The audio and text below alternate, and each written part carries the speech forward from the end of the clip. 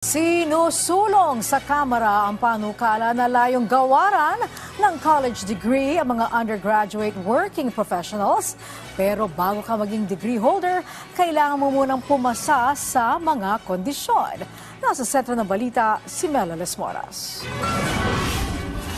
8 taon na sa marketing industry si Joshua Vasquez bilang isang sales and leadership coach.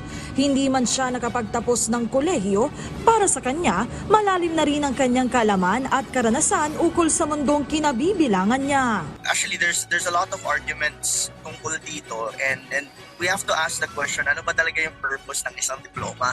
Kasi in society ngayon, in the world that we live in, people are no longer just looking for papers. A lot of people are looking for actual skills, actual experiences. Yung tinatawag nating mga high-ticket skills.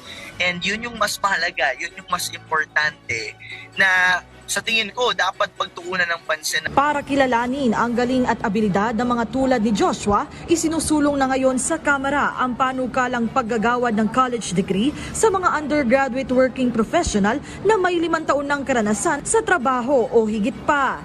Ito ay sa bisa ng House Bill No. 9015 o Proposed Expanded Tertiary Education Equivalency and Accreditation Program Act.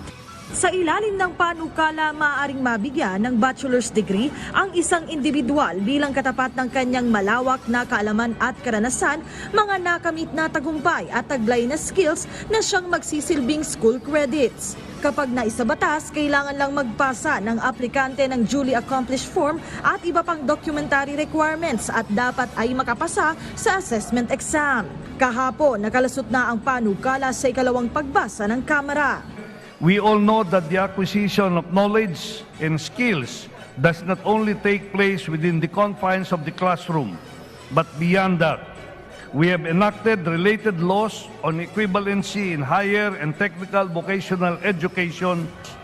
It is high time, Mr. Speaker, that we also give access to educational opportunities to persons with proven competence so they can develop their full potentials and prepare them for higher value jobs required for attaining global competitiveness. Bago ito, ilang panukala na rin ang inihain sa Kamara para iba yung maisulong ang kapakanan ng mga estudyante at guro sa bansa na inaasang maghahatid din ng pag-unlad sa Pilipinas.